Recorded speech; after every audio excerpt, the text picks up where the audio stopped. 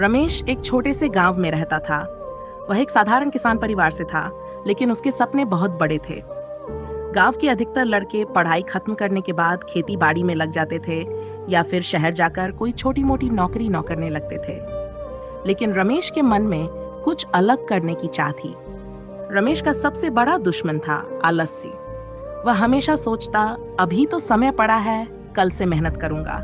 लेकिन वह कल कभी नहीं आता था। वह दिन भर दोस्तों के साथ घूमता, कभी टीवी देखता तो कभी यूं ही लेट जाता। उसके माता पिता उसे समझाते, लेकिन वह उनकी बातों को हल्के में लेता। एक दिन गांव में एक सेठ आए। उन्होंने घोषणा की कि वे गांव के होशियार लड़कों को अपने शहर की कंपनी में नौकरी देंगे। ये सुनकर पूरे गांव में हलचल मच गई। रमेश के दोस्तों ने कहा, यार ये तो बहुत बढ़िया मौका है, चलो कोशिश करते हैं। लेकिन रमेश ने सोचा, अभी बहुत समय है, बाद में तैयारी करूंगा। जब नौकरी की परीक्षा हुई तो रमेश के सभी दोस्त पास हो गए, लेकिन वह फेल हो गया। उसे बहुत दुख हुआ। पहली बार उसने महसूस किया कि उसका खाली बैठना और समय बर्बाद करना उसकी सबसे बड़ी गलती थी। उस दिन के बाद रमेश ने ठान लिया कि वह कभी खाली नहीं बैठेगा। उसने अपनी दिनचर्या बदल दी। सुबह जल्दी उठना, पढ़ाई करना, नई चीजें सीखना और समय का सही उपयोग करना, यह सब उसकी जिंदगी का हिस्सा बन गया। उसने शहर जाकर एक छोटी नौकरी पकड़ ली, लेकिन वहां भी उसने केवल नौकरी तक खुद को सीमित नहीं रखा। वह हर दिन कुछ नया सीखने की कोशिश करता। ऑफिस के बाद वह किताबें पढ़ता, इंटरनेट से नई जानकारी हासिल करता और खुद को आगे बढ़ाने की तैयारी करता। एक दिन उसके बॉस ने देखा कि रमेश बाकी कर्मचारियों से ज्यादा मेहनत कर रहा है। उन्होंने उसे एक बड़े प्रोजेक्ट में शामिल कर लिया।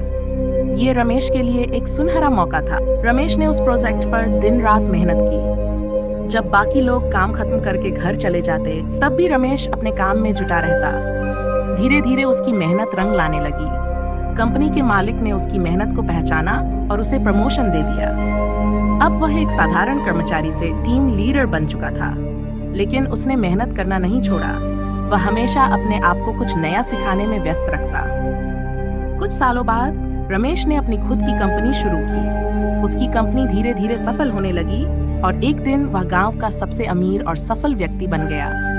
जो लोग कभी उसका मजाक उड़ाते थे, वे अब उससे प्रेरणा लेने लगे। सफलता का असली मंत्र। रमेश की सफलता का सिर्फ एक ही कारण था, उसने कभी खाली बैठना नहीं सीखा। उसने ये समझ लिया था कि समय सबसे कीमती चीज है और इसे व्यर्थ करवाना सबसे बड़ी गलती होती है। जब लोग उससे पूछते, आपकी सफलता का राज क्या है, तो वह हमेशा एक ही जवाब देता, जब भी तुम्हें खाली बैठने का मन करे तो खुद से पूछो, क्या मैं इस समय कुछ ऐसा कर सकता हूँ जो मुझे अपने लक्ष्य के करीब ले जाए? अगर हाँ, तो उसे तुरंत करना शुरू कर दो।